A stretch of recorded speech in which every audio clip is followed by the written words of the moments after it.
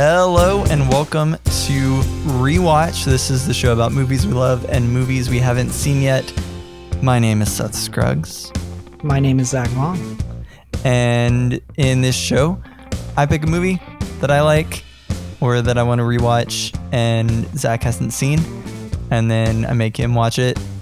And then we flip and we do the same thing. So in the first half of this episode, we're going to be talking about a movie that Zach had seen before and I had not. And then we're going to talk about a movie in the second half that I had not seen, or that I had seen and Zach had not.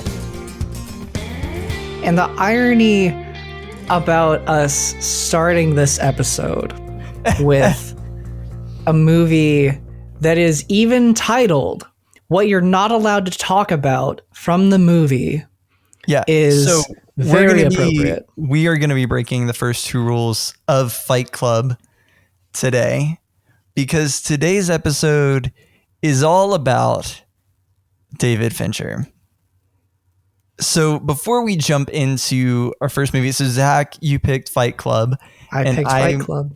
And I picked Panic Room, which is an interesting choice that we can probably jump into. But before we get into that, we've both seen a lot of David Fincher movies. I think I've seen the majority of them at this point. I think we've seen all of the same Fincher movies. Yeah. No, wait, you haven't seen Mank. I assume you have not seen Mank.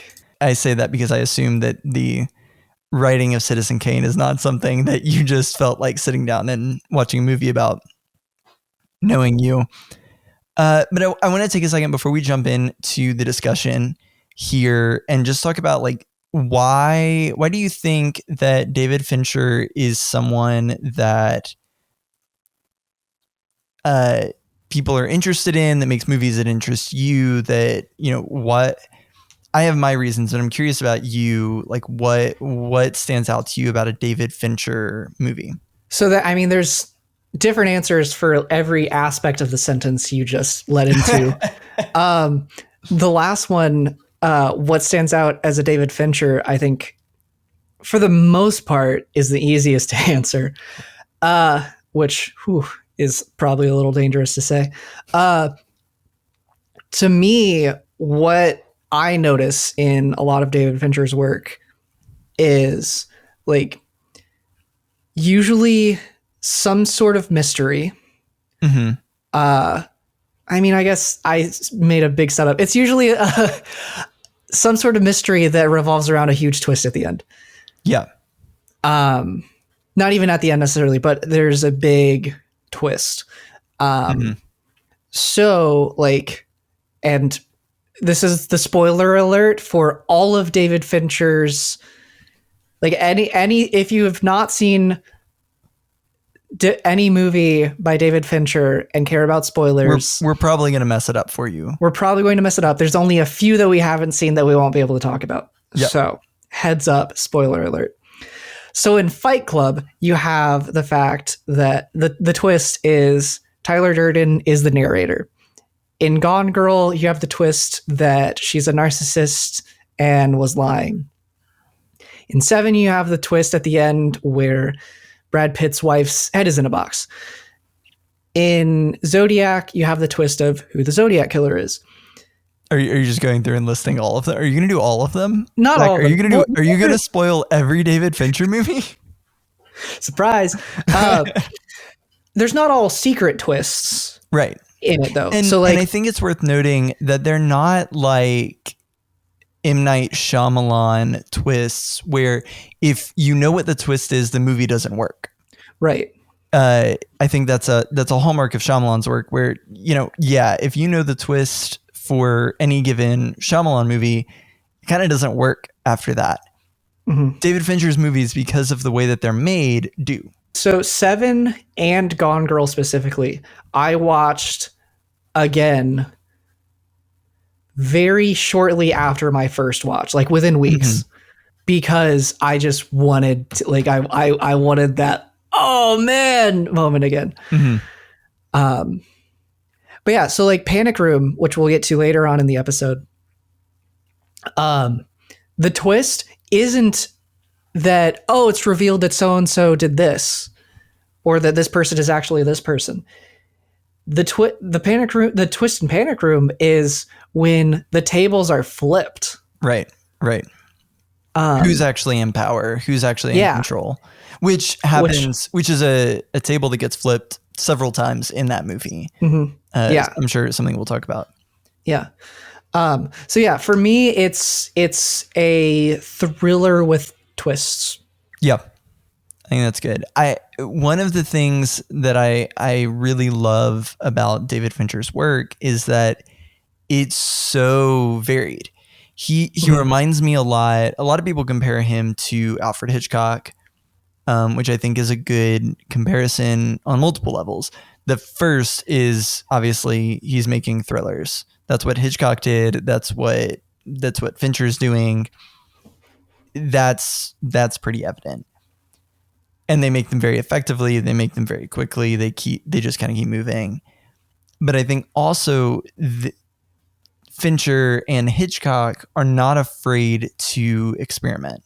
And that's what I keep coming back to. And it's part of the reason that I wanted to talk about Fight Club first on this podcast, is because you have Fight Club not immediately, but like directly followed up by Panic Room. And Fight Club is this kind of sprawling movie, not sprawling, but it's a movie with a lot of big ideas and a lot of character twists and revelations and all of these 200 locations. 200 locations, something I didn't know. All of, massive movie stars and, all of these things and moving pieces. And then he immediately moves to Panic Room and makes this really quiet, not quiet necessarily, but like contained thriller. And it's a very effective thriller. It's very well made. But he's not swinging for the fences like he is in Fight Club. He, to go back to the very beginning, he does Alien 3, a movie that he does not remember making. I don't know. Side note, if you ever get a chance to listen to David Fincher talk about making Alien 3, just look it up. It's one of the best things in the world. But he immediately follows this kind of big budget entrance into movie making with a small crime thriller with Seven. And then moves to Fight Club, a movie with a lot of big ideas, to Panic Room. And then he does Benjamin Button, and he does Mank, and he does Social Network. All of these movies are really varied, but very much his own, in the same way that Hitchcock may make Rope and then follow it up with another, Strangers on a Train, or then go make Rear Window, and kind of bounce around and make these different kinds of movies, all very effective, all very well made.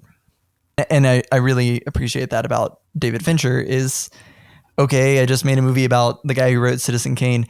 Let me go make a serial killer movie. Why not? And he's definitely one of the most interesting directors, even if you don't necessarily enjoy his movies and the kind of thing that he's into, which is basically people suck. Even if you're not into that, I think that his is a career worth watching for many, many reasons. So all that said, you ready to break some rules, Zach? Let's break some rules. All right, let's talk about Fight Club. So Zach, this was your choice. Fight Club, 1999 movie about toxic masculinity and weak men and consumerism and multiple personalities and IKEA and any number of things. Why is Fight Club, and give a better synopsis than that, like why is this movie one that you want to keep returning to?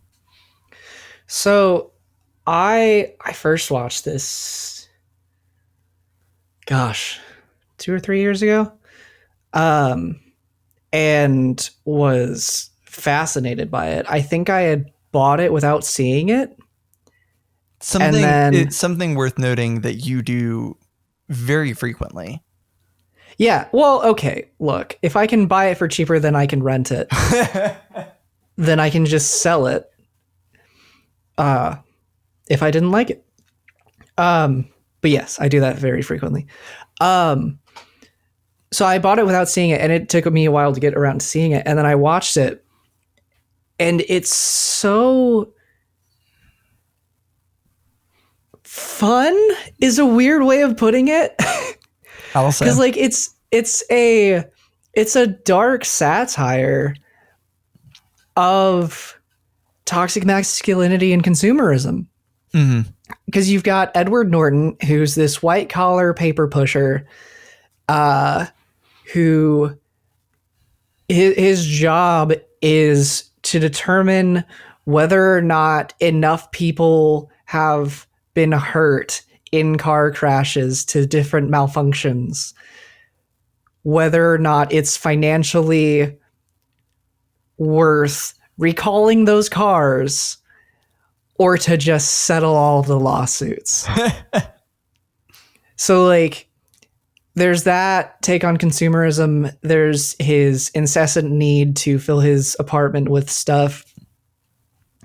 And then you have the toxic masculinity of that is attributed to not having a father figure in their life, or a super pressuring father figure that leads him to develop an alternate personality that starts a fight club, has aggressive sex with somebody he barely knows, causes him to act out in various ways, all set in motion, I guess, were sparked by his insomnia.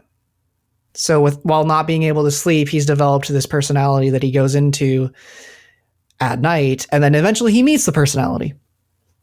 And so it's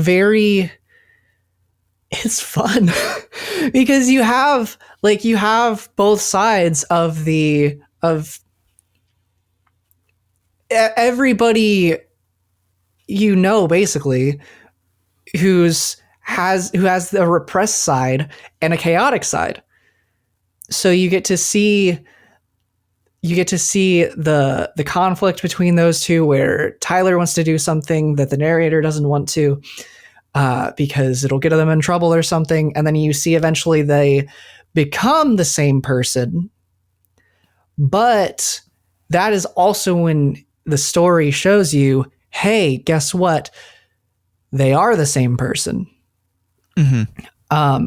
Even though actually at the story, it's when they have become, it's past the point where they've become the same person, and the narrator is trying to come back from being that person, reckoning with kind of who he is and what he's done again. Yeah.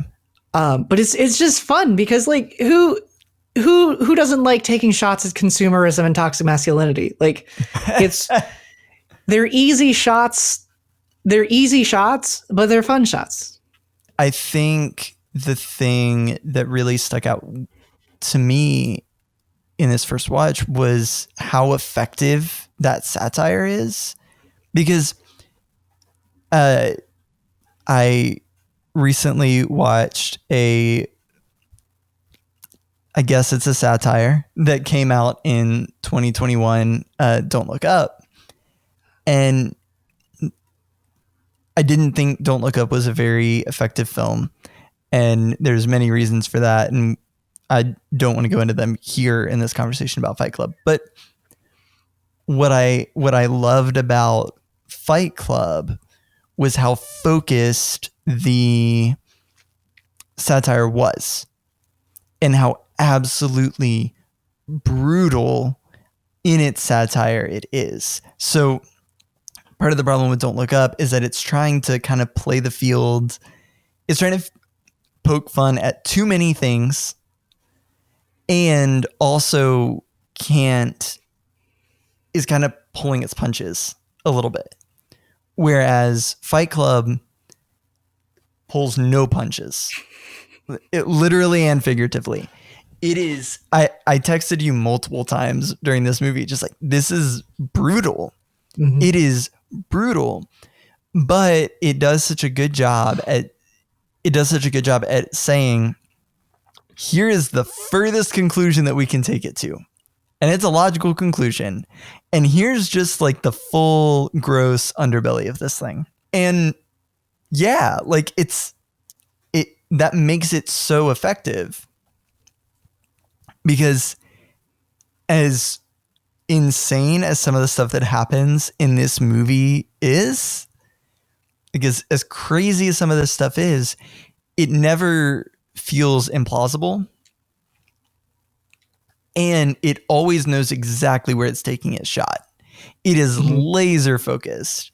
And there's several like side jokes about other things, but it's kind of saying, and I don't know, maybe you can correct me if you think I'm wrong and we can have a conversation about this, but like,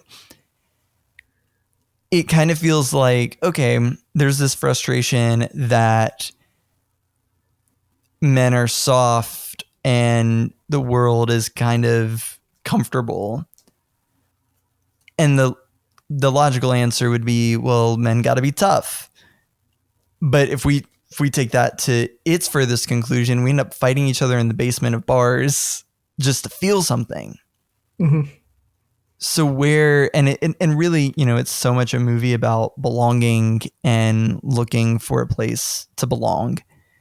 And, you know, what is that? Where is that place? And if it's not consumerism and it's not masculinity, where is it? And I don't know that the movie has an answer for that. Other than a testicular cancer support group. With Meatloaf.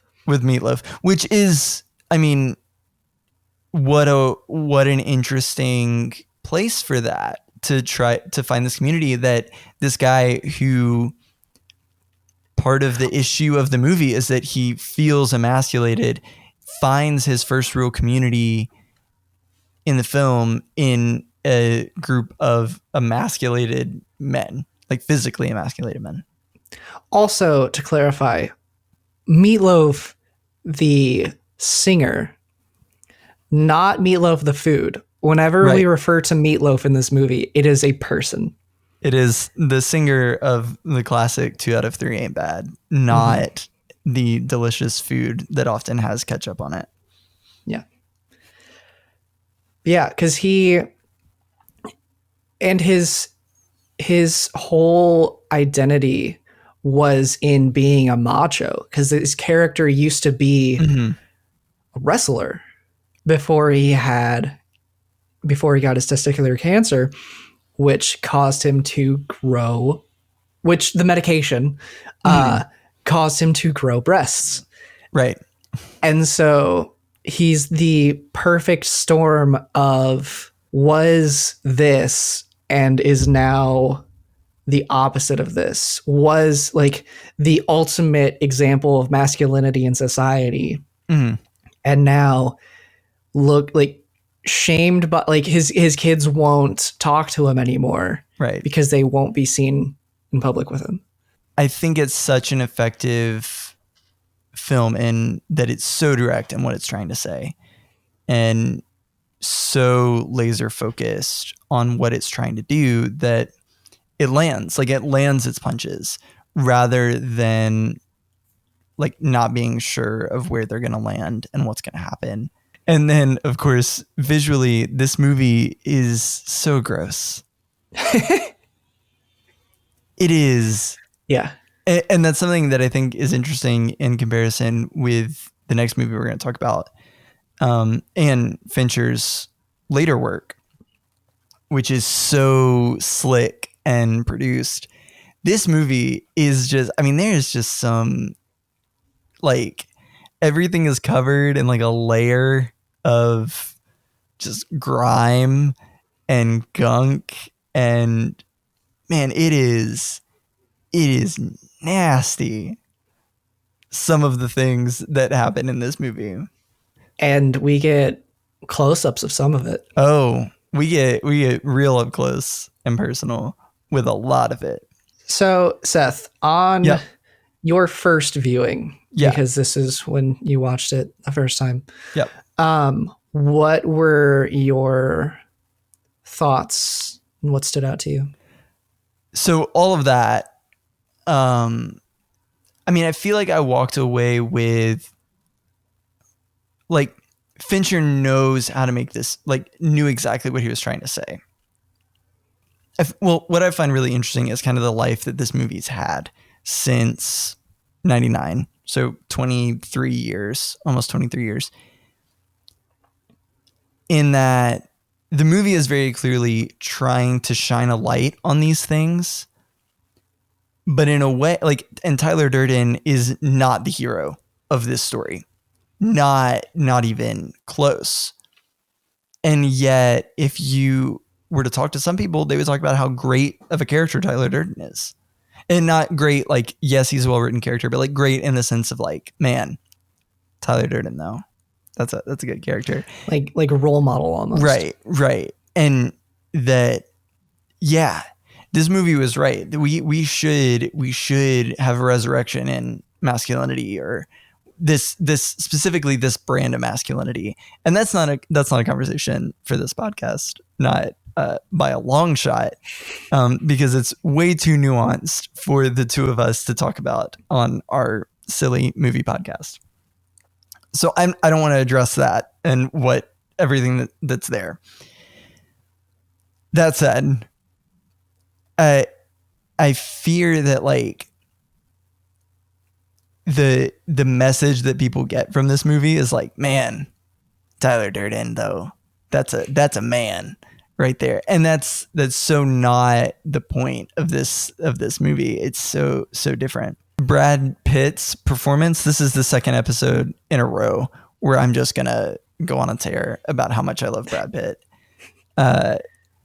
Again, like, Brad Pitt is and especially at this point in his career, like, was he's the definition of a movie star, right? Like, he's good looking and he knows how to pick projects and he knows how to pick directors and he knows what he's doing.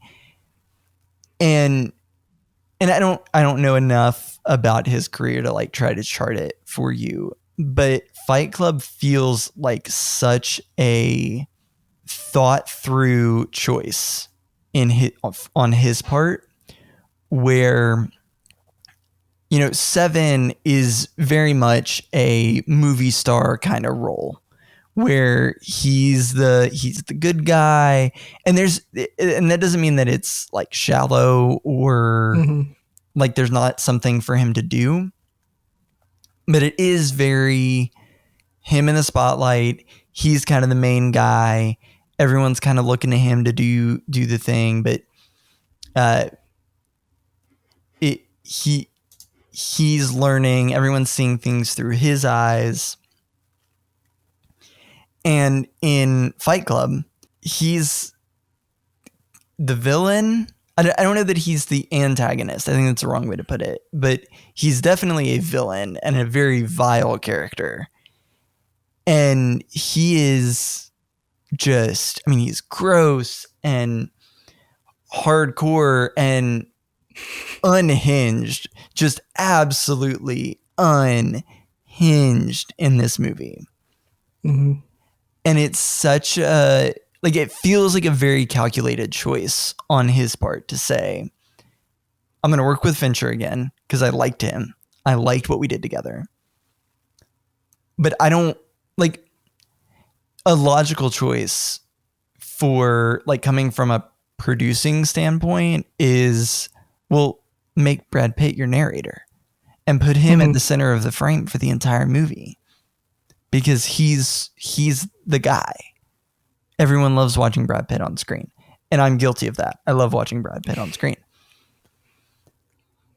But the choice to say no, and I don't know if that's a Fincher, if that's a Pitt choice, if that's maybe it was a studio choice, but the choice to say no, let's make him quite possibly the grossest character we can imagine, and he's going to do really disgusting things in this movie. Yep, let's do that. I think it's such an effective choice. I think it's a great choice on his part and on Fincher's part to do that. Yeah, I see it as perfectly cast for him. Like it just to me makes sense for him to be Tyler Durden Right. because yeah, he's gross.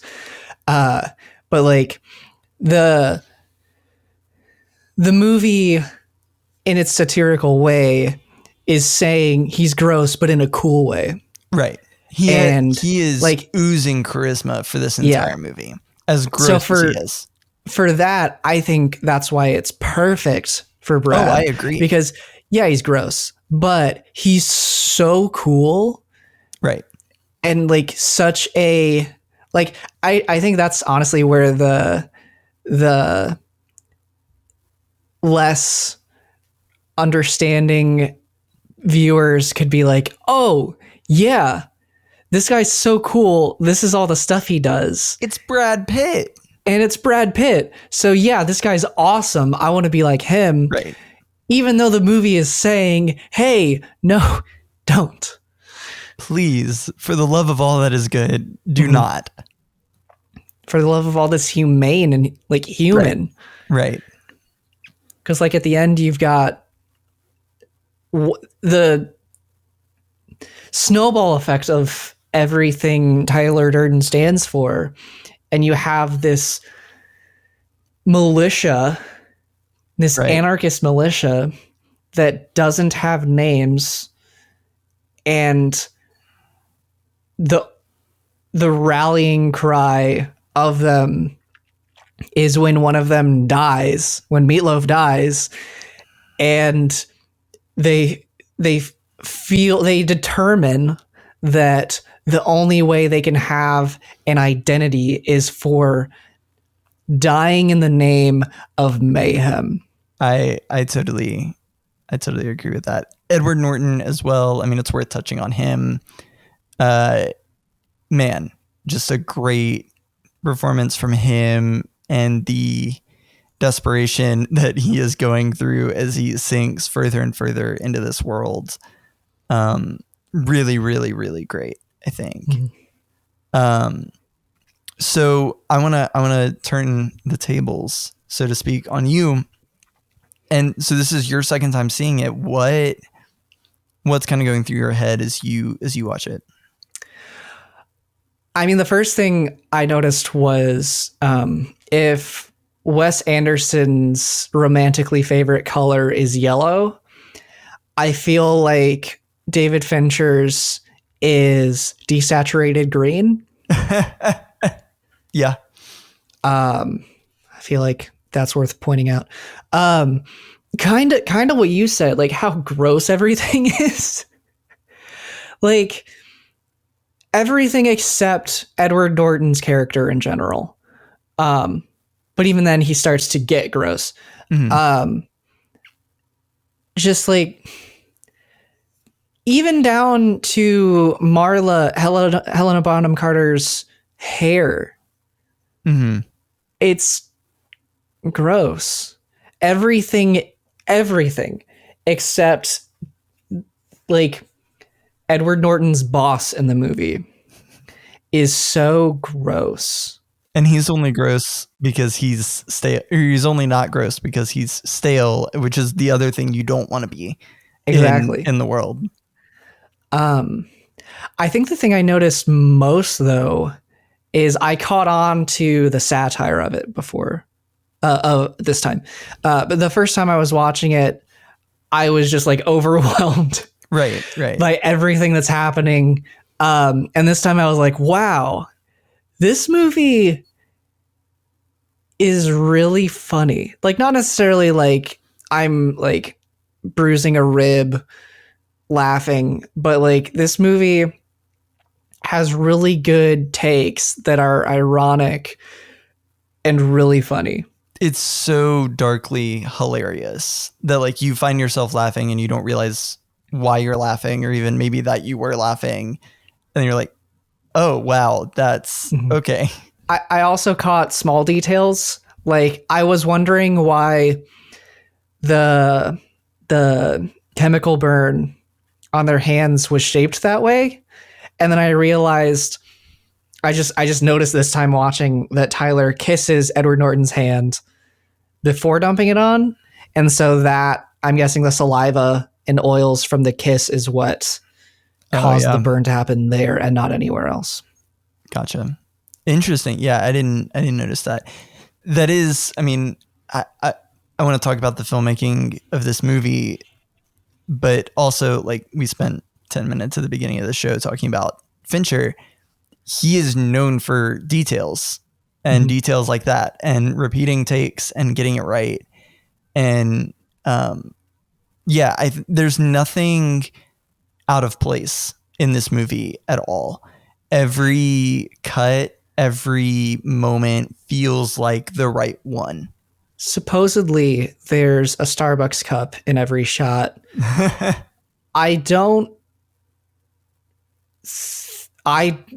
feel like I saw somewhere there wasn't. There's probably at least one in every scene, though. Yeah. It's to go with the insomnia and yeah. It's a very psychosis.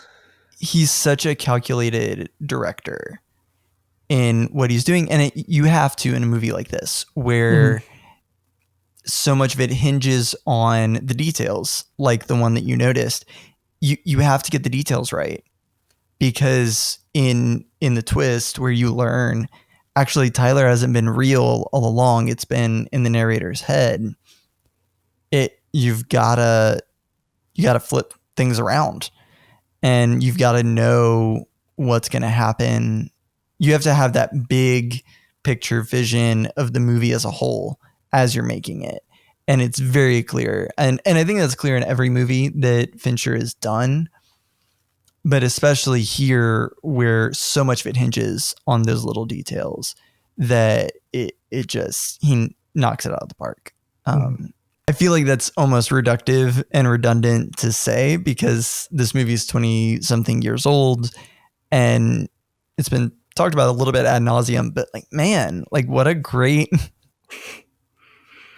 an absolutely just phenomenal piece of work that I think really does capture a moment in time of that kind of late 90s anxiety about consumerism and the turn of the century and the 80s and all of that fun stuff that I'm not qualified to talk about. Now that I think of it, it does seem to be the perfect culmination of the dark side of the 90s, at least from like the media representation, like how it's worth noting that neither of us were very conscious in the 90s. Right, which is why I clarified and said the media representation. Yeah. 2-year-old me. You weren't really developing thoughts about the consumerism of the nation in which you lived at 2 years old. Yeah, if I was raised with different parents, man, little 2-year-old Zachary would have been running around blowing stuff up like that. Making soap like a maniac. Do you have any kind of wrapping up thoughts on this movie? Any stray thoughts that you have that you just really want to get out? While I love this movie and I rated it highly, probably 4.5 stars out of 5, I think this movie is very overrated.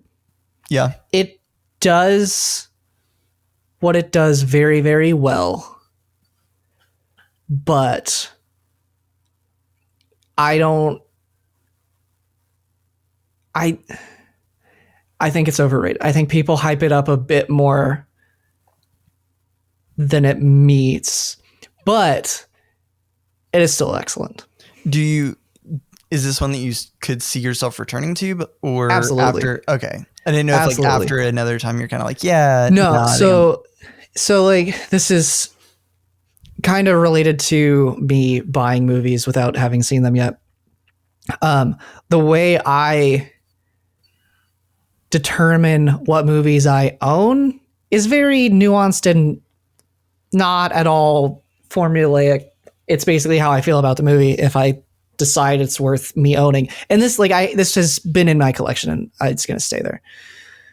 Okay, cool. Yeah, I'd be interested to return to it again. And like, I knew the twist going in, but I found it effective enough to hold my attention throughout the whole movie, and even found the twist relatively exciting and interesting still. But we have lost cabin pressure. Yeah. But I'd be very interested to see it again, like a year or two removed from this viewing, and kind of see what I think of it then.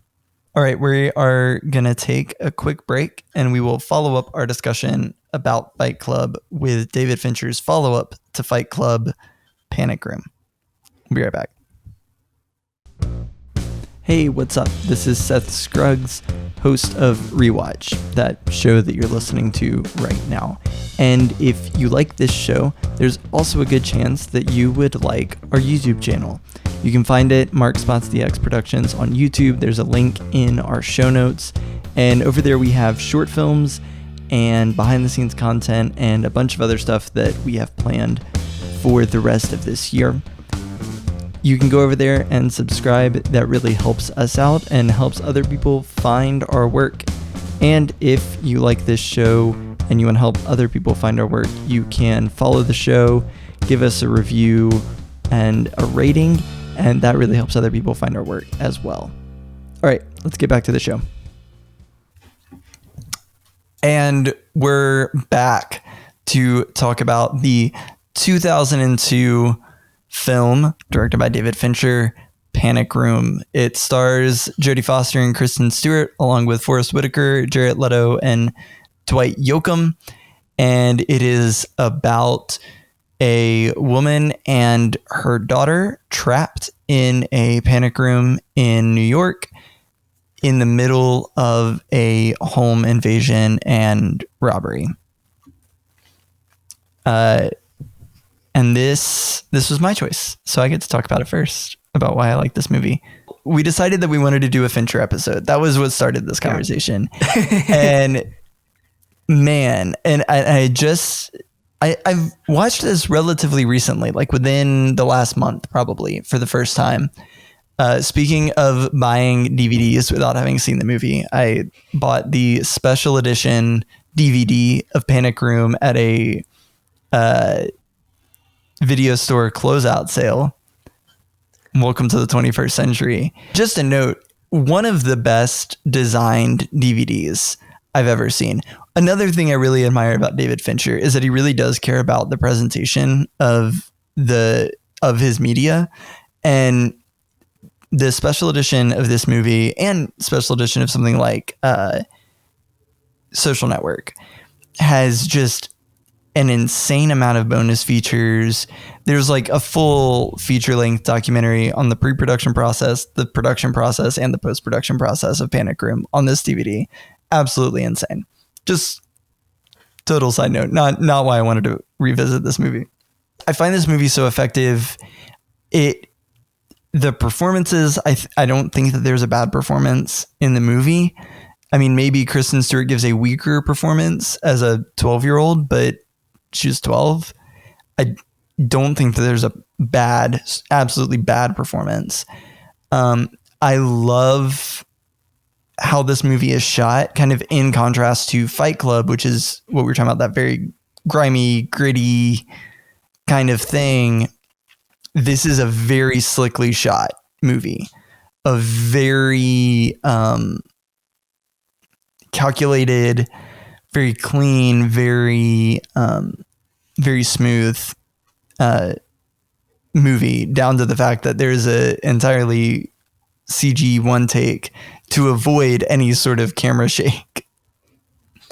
A very legendary long take from David Fincher there, similar to the one in Fight Club, where the camera goes through an entire trash bag in a computer generated shot. This is a computer generated shot that shows the intruders attempting to break into the house, and the camera travels through the entire house as it does so, supplemented by CG. But yeah, a very slickly shot movie. Honestly, just a tight, contained thriller. There's a poster on the wall behind me for Rear Window. So clearly I am a fan of contained thrillers, and this movie that is very indebted to Alfred Hitchcock and very, especially Rear Window, in many of its homages to other movies. And I find it such a just a good time to sit down and kind of be captivated by this world. So I'd seen it before, but you hadn't. What really stuck out to you? You just watched it yesterday? Yeah. So what? So kind of in your really fresh viewing of the movie, are you thinking about? So before, like, from the beginning of the movie, I was half skeptical about how this was going to be engaging. Only half skeptical because I trust David Fincher. But I was like, how is he going to make somebody being locked in a panic room interesting? Like, the whole point of a panic room is that it's set up to where you don't need to leave. But you're totally fine until the police show up. But then he made it very interesting. He made it very interesting. He delivered exactly what he set up. There were multiple times where I found myself holding my breath unintentionally, and it was incredible. Kind of similar movie is the thriller Hush. Have you seen Hush, Seth? Yeah. Very similar. Where it's a home invasion. And so, like Hush, one of the things I like about this is, for the most part, everything they did made sense. Like, it wasn't like they were doing the, oh no, don't go in there, don't go in. Like, everything they did made sense. Some of the things they didn't do didn't quite make sense.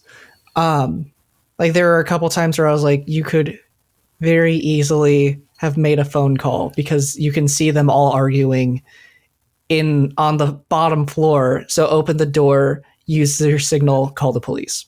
Right. Other than that, I thought it was amazing.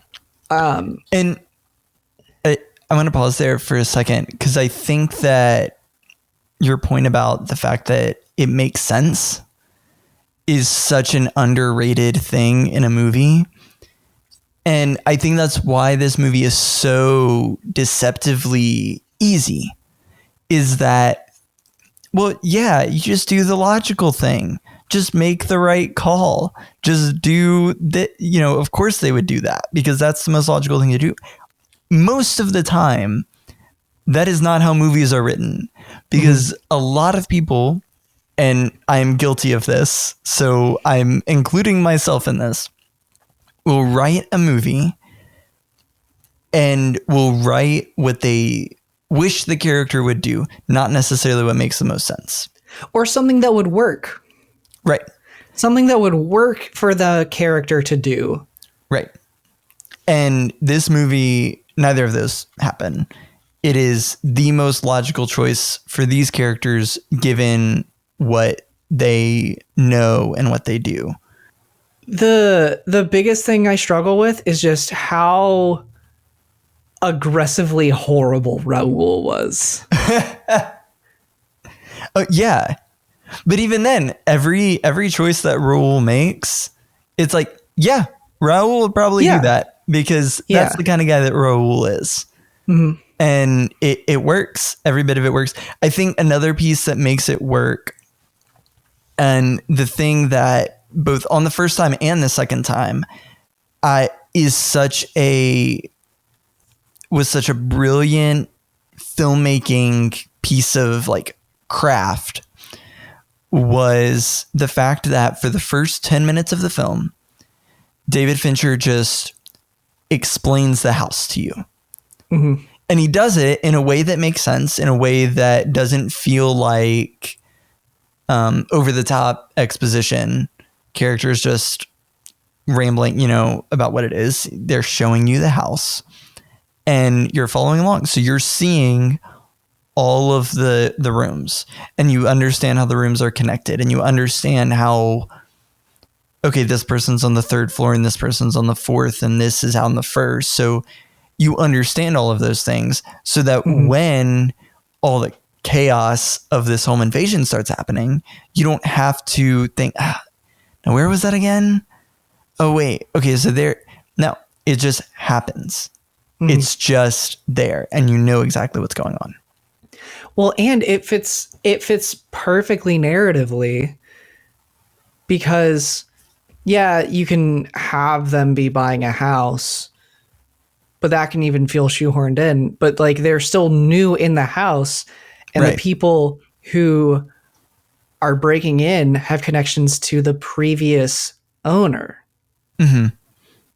And it feels logical that this woman going through a divorce is going to be there, that she's lost her marriage. She doesn't want to lose her daughter, that, all of these choices that she's making make perfect sense.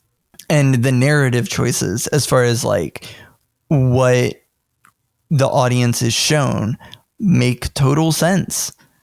And yet that's like, I feel like I can't overstate this. That is one of the hardest things to do in filmmaking. The fact that David Fincher so effectively lays out the place and the people and their choices, and it makes so much sense, is such a credit to him and his writer. The line between setting up the world and setting up the story, and what is just another word for both of those things, but carries the connotation of doing it poorly, is exposition. Right. So like, technically setting up the world and setting up the story is exposition. That is the definition of, literally the definition. Yeah, of exposition.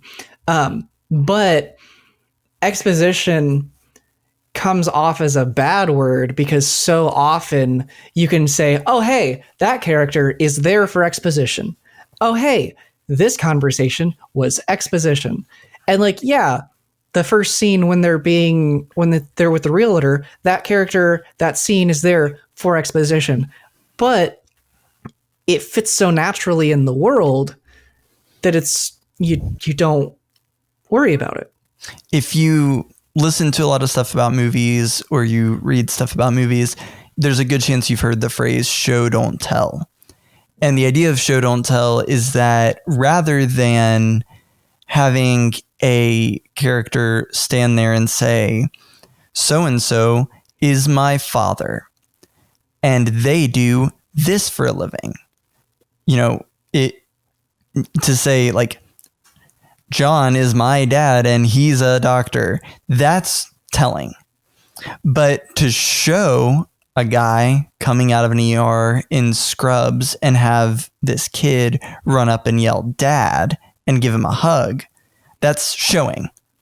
Okay, we know that visually he's a doctor or a nurse or something. We get the idea. And this kid is his dad or is his son. And that's what Fincher's doing in the first part of this movie. For the first roughly 10 to 15 minutes, he shows, okay, here's the house. And we're going to be in this house. And there are things that are spoken exposition about the house, right? Like, there's always a spoken line every now and then, when the guy says, this is all of the money that is here. There's money in the panic room, or there, oh, I didn't realize you were so-and-so's wife. Those are spoken lines of exposition, but all of those moments are imbued with such subtext, visual subtext, even, that even the spoken lines, even the told, not shown lines of exposition work visually in the film. And again, another thing that is so much harder to do than it seems. Well, and so you can easily draw out exposition naturally. Right. Even in conversation. So in the example of the realtor asking Jodie Foster's character about her husband, he asks her what she does. Like when he's asking her what she does, because he's like, how does this single mom have the money to even look at a place like this? Right. And then it comes out, oh, hey, I'm actually going back to school, but my estranged husband is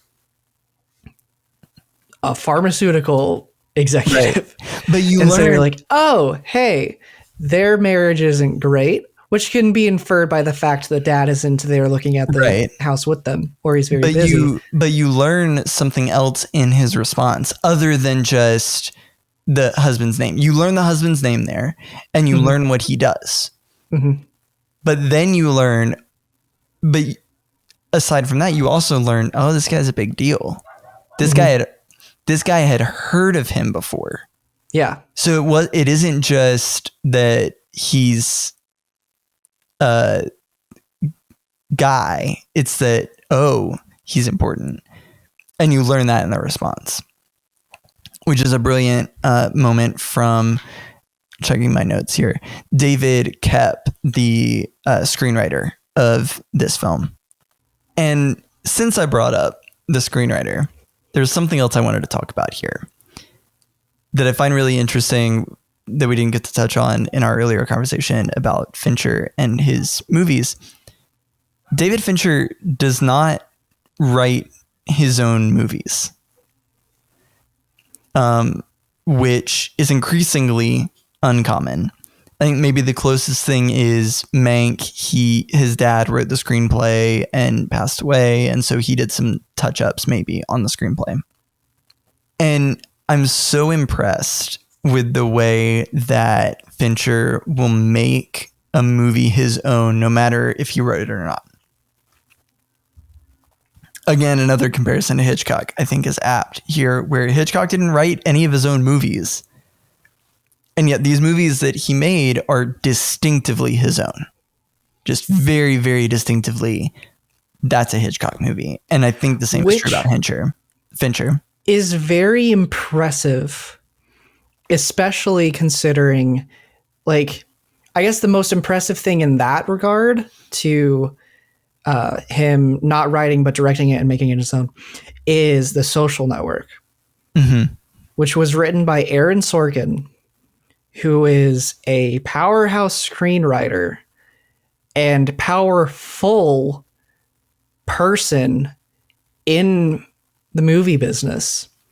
So the fact that Fincher could take a Sorkin script and still have it be a Fincher movie, so distinctively his own, is so incredible. It's like, especially because comparing it to the stuff Sorkin's written and directed, other things Sorkin's written that other people have directed, which are typically better than the things that Sorkin himself directs.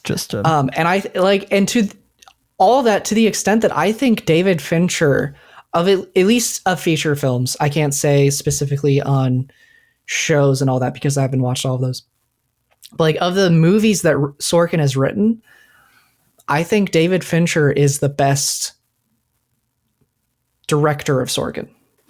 I agree. I agree entirely. And this is not a Social Network podcast. As much as we could probably do a 15-part series on that movie. My wife likes to make fun of me for how much I love that movie. But I do think you're right. I think that's a testament to Fincher's work. And I think it's a testament that a movie like Panic Room, which is so unique in his filmography, coming right after Fight Club, this movie with these huge ideas. You have Panic Room, which is a very, I mean, people like to say crowd pleasing thriller, like it's a bad word, but Panic Room is a crowd pleasing thriller. It is incredibly effective at what it does. It meets all sorts of expectations. It's not trying, it's got a good family story at the heart of it. Like it's got a good family dynamic, and it's not trying to say big grandiose things about the world. That's not its goal. It's not what it's trying to do, but it's effective at what it is trying to do. And I can't recommend it enough. Was there anything that jumped out at you on this rewatch that you didn't catch the first time, didn't appreciate the first time? I think just how brutal Raoul is and how the power dynamics shift over the course of the movie, where you get the feeling, oh, is Jared Leto in charge? No, wait, Forrest Whitaker's in charge, which those two are my favorite performances in the movie. Just as a side note, Jared Leto's just absolutely unhinged, wacko performance. Whatever he's doing is, I love it. And Forrest Whitaker's extremely like interior and soft hearted but like menacing performance that he's doing in the moment where he picks up Kristen Stewart to carry her over the glass, even though he's also like threatening her life, is just, I mean, I thought that was a beautiful moment.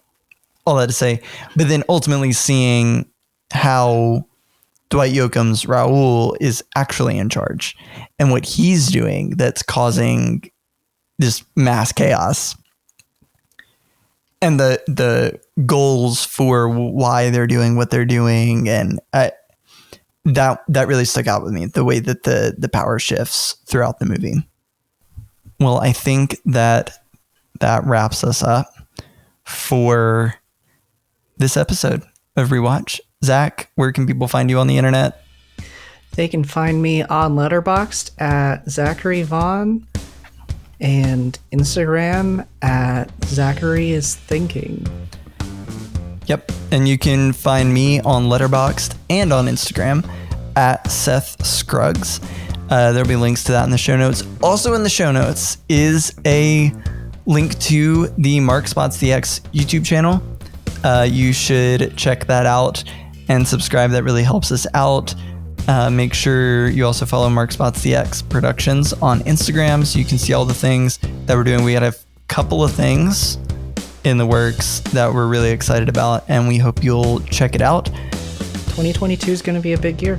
Yeah, that's awesome. And next week, we're going more into the deep end, more into the dark stuff. And I'm looking forward to it. Zach, thank you. See ya. See you, Seth.